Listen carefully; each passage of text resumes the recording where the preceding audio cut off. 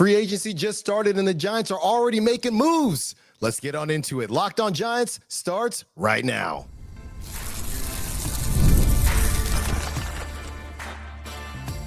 You are Locked On Giants, your daily San Francisco Giants podcast. Part of the Locked On Podcast Network, your team every day. Hello and welcome to Locked On Giants, part of the Locked On Podcast Network, where it's your team every single day. My name is Alan Stiles, and on the show we provide daily episodes Monday through Friday talking about the San Francisco Giants in a way that combines passion, analytics with the eye test, and a little bit of fun. I'm from the Bay Area, but I live in Sacramento now, and I host a show at Sacktown Sports 1140, as well as emceeing Sacramento River Cats games. All in all, I'm lucky enough to cover a team I've been a fan of all my life. Today, we are discussing free agency because it is live and things are happening right now. Are the Giants in or out on Kyle Tucker? We keep on hearing different things and other free agent targets. Today's episode is brought to you by FanDuel. Right now, new customers can bet just $5, and if your bet wins, you'll get $300 in bonus bets to use across the app.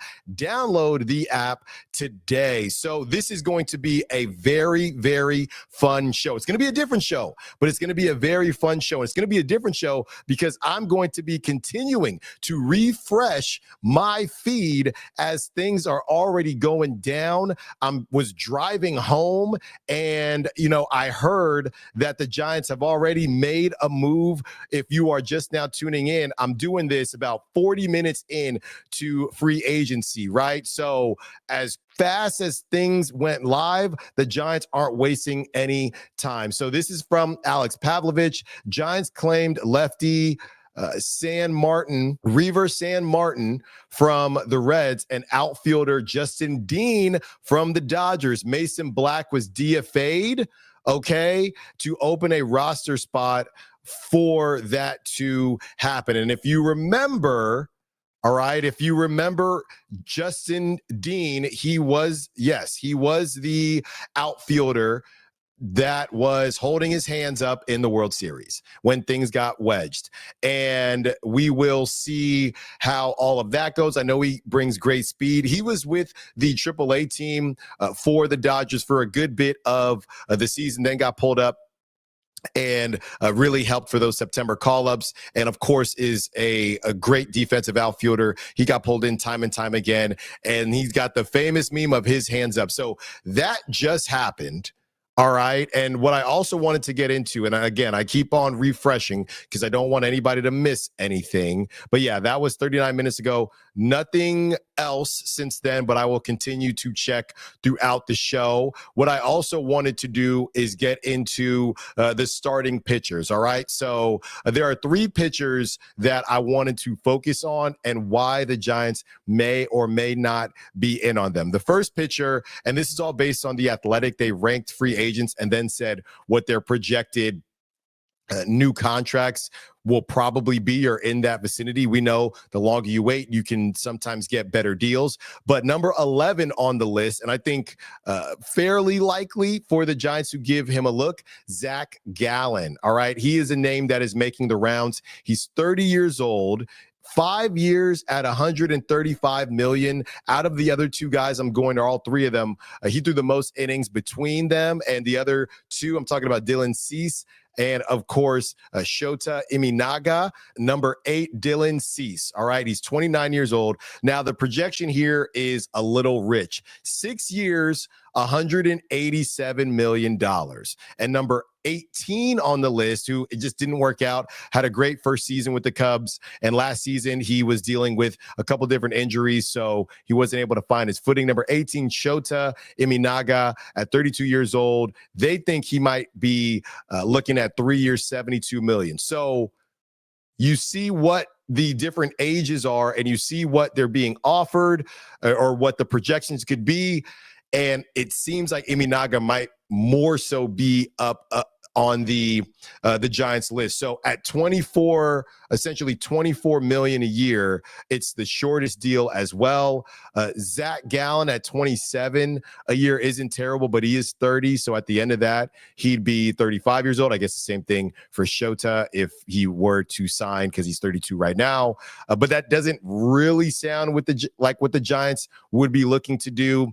Then Dylan Cease at 31 million a year and 6 years at 29 years old. They're all kind of getting to the same age of that 35, just in different ways. I don't think that is what the Giants are looking to do unless they're running some type of a decoy, because earlier we heard from Greg Johnson, and Greg Johnson said, we're not trying to spend that type of money specifically on a pitcher. And the reason I say that is because we're going to talk about Kyle Tucker a little bit later in the show. So those are the three guys that I kind of had my eye on. There are a ton of options out there. And just to look at it, I know we're focusing on pitching right now, but you got Dylan Cease, you got Brandon Woodruff, you got Merrill Kelly, like I said, Zac Gallen. Merrill Kelly's at 15, and I'm talking about the position on the Athletics list. Brandon Woodruff is at 14, and they're both ahead of Zac Gallen. Edwin Diaz, who, of course, is a reliever, he's at number 22. So a couple names out there. Justin Verlander is at 27, so not that low on the list at all. So that's something to keep in mind. I saw something about the Giants and Devin Williams. There's just a lot of different rumors being thrown around right now.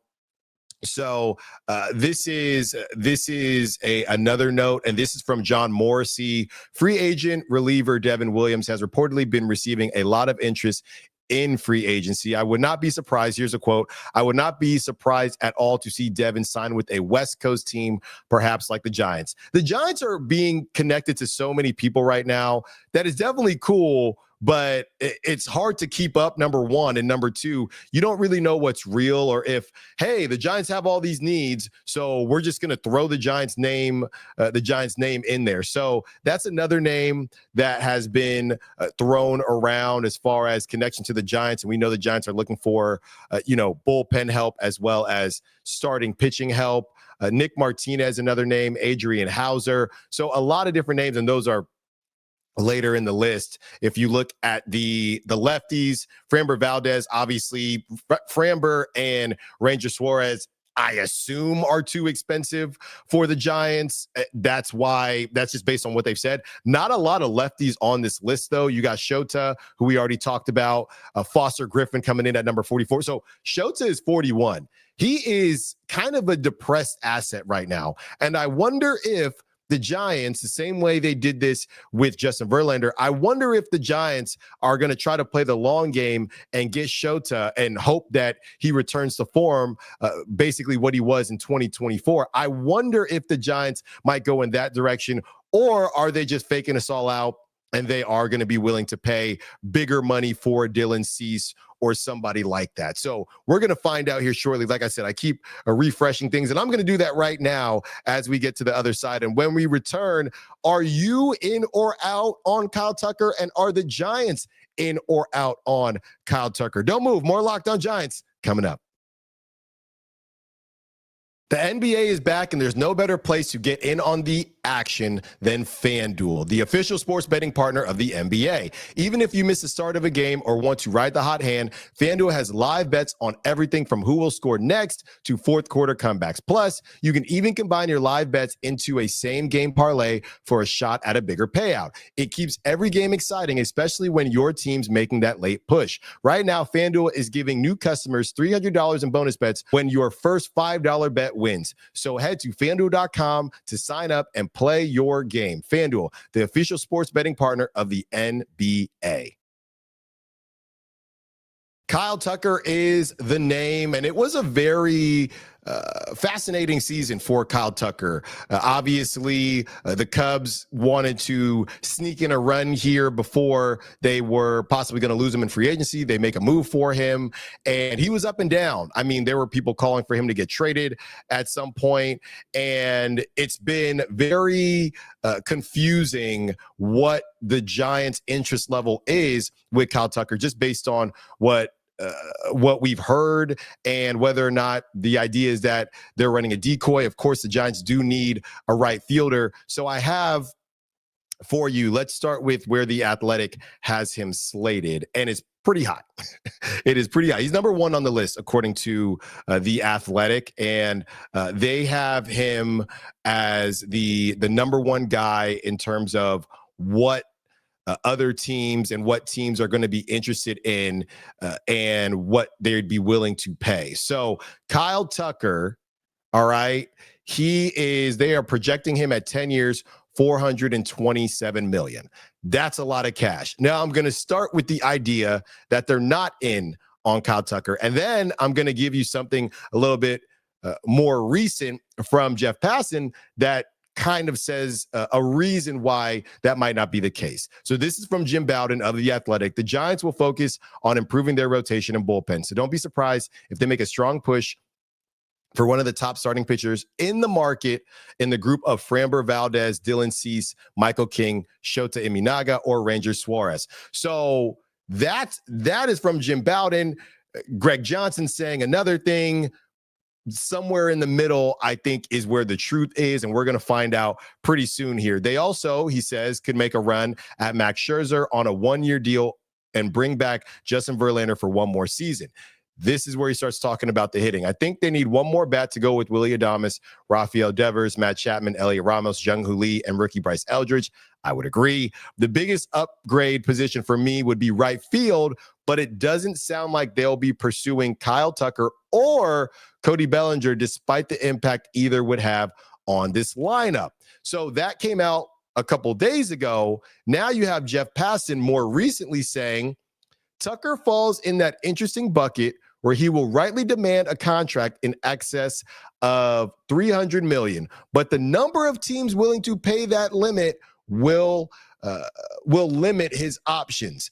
Passan wrote in a recent column that the Dodgers and Giants make sense, same with the Phillies. So he's basically saying a lot of people want Kyle Tucker. A lot of people won't be willing to pay for Kyle Tucker, and you always got to throw the Dodgers in there. You could also throw the Phillies in there. I mean, the Phillies are always spending money, but the Giants also have a need. So could the Giants be another team interested in Kyle Tucker? So these are 2 reports that aren't necessarily contradictory, but this is Jim Bowden saying, I'm not hearing that the Giants are going to cash out on either of these guys. And I guess Passan is more so saying the Giants have the money to do it and could be willing to do it. Whether they're going to do it is something that might be different. So personally, if you're asking me, I don't think that the Giants have to pay for Kyle Tucker. It's not my money.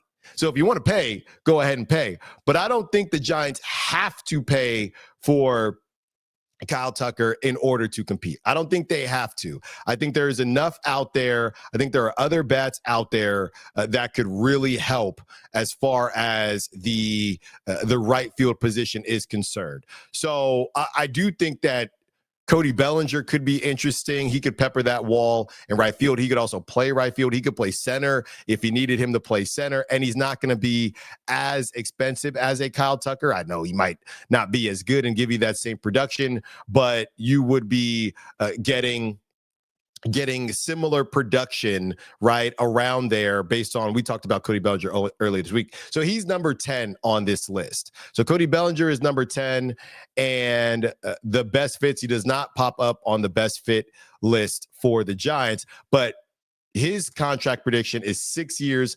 $168 million. So 6 years, $168 million versus 10 years, $427 million.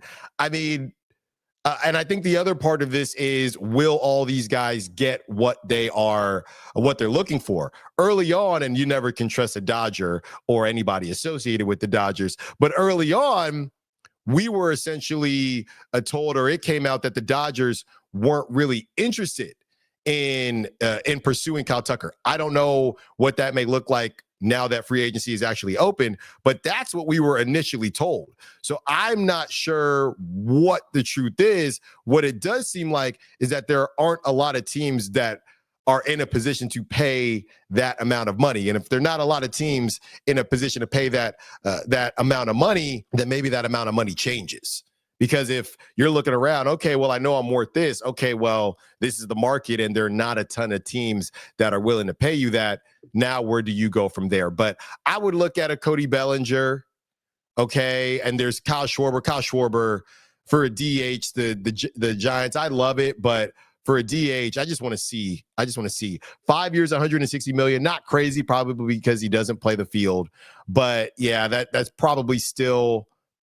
It's still too much unless you're talking about moving people, right? Bo Bichette is another name, and we're going to get into more of these in the other segment. Bo Bichette is another name. He did play some second base, and I don't know, when you move Willie to second base, Willie Adames, I don't know, but it's going to be another crazy contract. But the Kyle Tucker thing, that is quite the commitment, and I don't know if the Giants haven't really signaled that they're willing to make that type of commitment. So not contradictory. Jim Bowden says he doesn't think the Giants are in, and that goes for Cody Bellinger as well. When it comes to the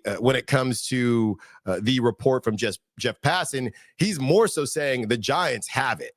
I don't know if they're going to spend it, but the Giants have it. I do know that. On the other side, we have more targets to look at. I'm going to keep refreshing what I have and my feed to see if there's any more news. Don't move. More Locked On Giants coming up. This episode is brought to you by Prize Picks. You and I make decisions every day, but on Prize Picks, being right can get you paid. Don't miss any of the excitement of this sports season. Whether you're following the NFL, NBA, or both, there's no better time to jump in on the action. If you haven't tried it yet, Prize Picks is the simplest way to play. Just pick more or less on at least 2 player stats, and if you get them right, you win. It takes less than 60 seconds to make your lineup, and you can play anywhere Prize Picks operates, including California, Texas, and Georgia. I've been using Prize Picks during both football Sundays and NBA tip-offs. It keeps every game exciting. The new Stacks feature is a game changer. You can now pick more or less on Steph Curry, on his threes and his points, on Ashton Genty and a touchdown, as well as his yards, any of that, all in the same lineup. Plus, if one of your players leaves early with an injury, the injury reboot saves your lineup from a loss. Download the Prize Pick app today and use code LOCKEDONMLB to get $50 in lineups after you play your first $5 lineup. That's code LOCKEDONMLB for $50 in lineups after your first $5 lineup. Prize Picks. It's good to be right. One more segment with you, and we are discussing all things free agency. And as I continue, like I said, to refresh does not look like anything else has happened quite yet. And, it's not the same. If you're curious, it's not the same as the NBA, where as soon as free agency starts, you have the qualifying offers to get through and those types of decisions. So it's not exactly the same. And by the way, more managers have been hired. Real quick, just wanted to let you know. Craig Stammen has been hired for the Padres, Walt Weiss for the Braves, Blake Butera for the Nationals, Derek Shelton for the Twins, Craig Albernath for the Orioles, of course, Tony Vitello for the Giants, Kurt Suzuki for the Angels, and Skip Schumacher for the Rangers. And it's funny because things continue to keep changing and keep advancing. And you have Paul De Podesta's career highlights. So the Rockies' new head of baseball operations, they just hired him. And the funny thing is, he was played by Jonah Hill in Moneyball. So if that name sounds familiar, That's what it was. He then guided the Browns to an 0-16 season and traded for and signed Deshaun Watson. So that's what's going on in the world of the Rockies. And hey, it's always good to be in the NL West. I know it's tough with the Padres and it is tough with the Dodgers, but at least you always have the Rockies. So we will see all that happens there. Just rechecking Alex